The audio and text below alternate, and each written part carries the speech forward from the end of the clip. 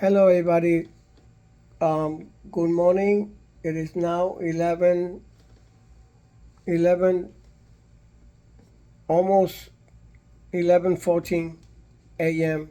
here in Texas. I got my new look.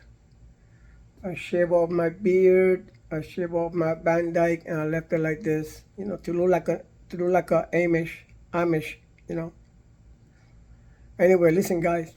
Uh, this is season one still, and episode number 3.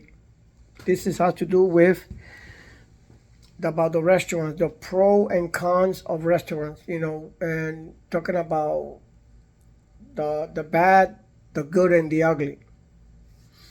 I don't know if there's another description that I can give to a restaurant. I remember in Puerto Rico. Now that I remember now, see that is why I don't do this all the time, and I think I should go back to it and start doing it. It's the fact that a lot of restaurants, I don't know, honestly, I don't want to judge anybody. It's not my place to judge people, to judge restaurants, but we're supposed to judge. How the hell are we going to find out what is what? You understand? So when you say judge not that you be not judge, that is something totally different about what when the Bible says judge not that ye be not judged. That means that if you have sin in your heart, if you are a hypocrite and you are correcting another person and you're doing the same thing, that's what it means. Judge not that ye be not judged. Now, if you're clean and if you are clean as a whistle, and then you got the right to judge. That's as simple what it means. Okay, so I'm not here talking about the Bible now, even though that's what the Bible says. I'm just trying to show you that if we are to find out, inquire, and like make a judgment call, there's nothing wrong with that. What I'm trying to say about restaurant is a different ballgame altogether. In other words, when you open up a restaurant, okay, you got to be ready for a lot of stuff coming your way. Okay, it's not going to be easy. It's not going to be easy. Okay, you may open a restaurant, it's big, it's huge, it looks ancient, it looks beautiful, and it got all this stuff, but the food can be terrible. And I know places that they look like a nice place to eat, but let me tell you, the food in many places, not every place, tastes terrible. So it has to do with the chef, not the restaurant itself. It's the chef. If they switch chef, that is going to change the whole. It's going to change everything. I don't care how you put it. If you have the same chef constantly on payroll over and over again for the next 10 years, and that person is there faithfully and he knows exactly what to do, he knows exactly how to make that perfect seasoning, that perfect way of doing that style, you are going to have a line outside, maybe a mile long. And I know restaurants, especially I know a restaurant in Queens, New York, by Junction Boulevard and 82nd, I think it is, right under Broadway, the train. This restaurant, let me go there real quick. This restaurant used to be a Greek restaurant, Greek. And, and this restaurant was, was, what you call that word? It was catering to Greek people, American people. You know, people that they like burgers, they like gyros and all that kind of stuff. But what happened that section of Queens became predominantly Colombian. I mean, predominantly. That the chef in the back of the store, the chef, told the owner of the restaurant, listen very carefully. He said, listen, you are in a predominantly Spanish neighborhood and these are all Colombians. Why don't you change everything around, get rid of these burgers, get rid of this gyro stuff, and let's serve Colombian food. And I'm going to tell you right now, I'll make it for you, or we get somebody or whatever that knows Colombian, how to cook Colombian, and we could change this whole thing around. So what happened? The owner said, yes, let's do it. So the guy, I don't know exactly about the whole story, but I gotta go to that restaurant maybe one of these days and ask questions how they got to that. But this is what I heard from people. And they started serving Colombian food. And I love Colombian food. I love it. They make the best chicken with rice, the best in the world. And the beans, the stew beans, are amazing. It reminds me of Puerto Rico sometimes. Anyway, they got a little different taste, but it tastes delicious. I mean, freaking delicious. So, all of a sudden, the whole restaurant changed. They changed the inside. They put pictures of Colombia and everything. My friend, there was a line outside that you couldn't believe. Every Saturday or Sunday, there was a line outside that you couldn't get in. You had to make reservations or something. So what happened that the owner, since he got the whole idea from this chef guy, he fired the chef. The guy that gave him the original idea, he let him go. That's to show you, again, keep your stuff to yourself. Keep your ideas to yourself. Don't share them. Don't give it to nobody else, because they're going to take your ideas and they're going to do it and you're going to stay broke. So whatever you got in your mind that you want to do something, keep it to yourself. Do not share it. Do not blow like a trumpet and say, hey, I got this idea. Shut up. I learned the hard way. Okay, listen. Look at this. So in Puerto Rico, there was this restaurant in the ocean front, right there by a bunch of under palm trees. I forgot, it was Santiago or something.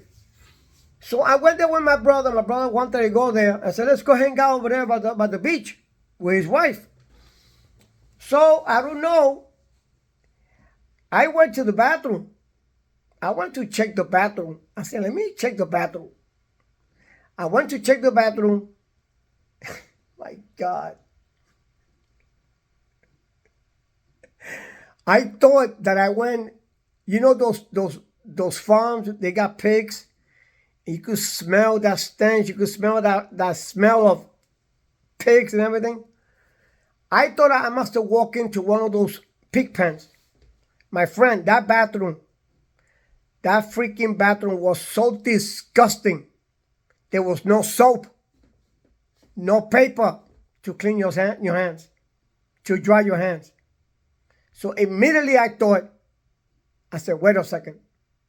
If there's no soap over here, if there's nothing, it's dirty and filthy, I'm talking about filthy, that you would not even sit down. I say, what about the guys in the back? Are they using the same bathroom here? Are they using the same washing to wash their hands? Man, I walked out of that bathroom and I told my brother, let's get the heck out of here. He said, why? Just leave. The bathroom is a mess. We don't know if those people washing their hands. So we left. We went somewhere else. So what I'm trying to say is that restaurants have to be very, very careful with your surroundings. Make sure your toilet, your bathrooms are clean. You got enough paper towels.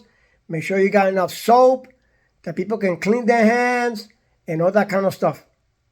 Because that depends a lot. That, I'm telling you,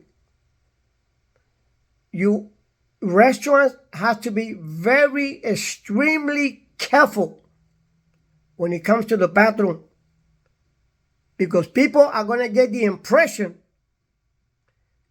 that the people that are cooking back there, maybe they're not coming in here to wash their hands, and there's no soap and there's no towels. So how the heck did they clean their hands? I hope they clean it in the back. And guess what? Let me tell you a little short story. Something that happened to a lady many years ago, a few years ago. I heard this story 5 years ago, 4. Okay, regardless. This lady, she went to a restaurant. And then after that, she started feeling sick. And she felt something crawling on her leg, inside her leg. She started feeling something crawling in her leg, like something moving inside. You know those movies, those alien movies? Okay, like that. She said, what the hell? You know, and she felt sick. She got real freaking sick. So they took her to the doctor, and the doctor couldn't find nothing. They took her to another doctor. They couldn't find nothing. And they did a lot of lab work, and they couldn't find a thing. So finally, this Japanese doctor got deeper into the situation. He went and he did a scan or MRI or something on her head and found a worm moving inside. A worm going like that. And he told her, listen, I know what your problem is. Well, you got all that crawling stuff. You got bugs crawling on your leg. And you feel this, you feel that, you feel vomiting and all that crap. Now we know.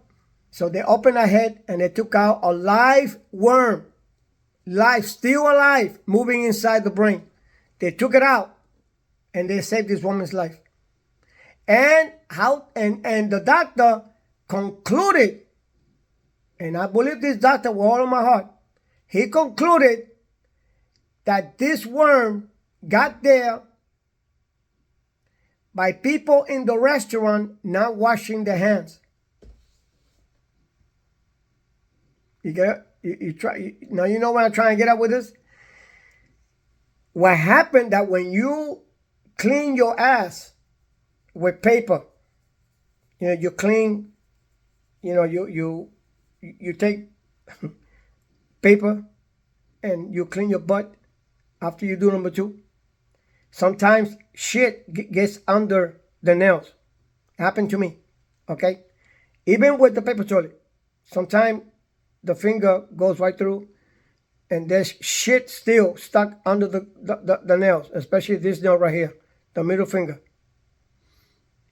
And I noticed it. I cleaned myself real good. And I saw stuff under my nails, and it was what came out of my body. So what happened that this freaking guy went to do number 2 in the bathroom.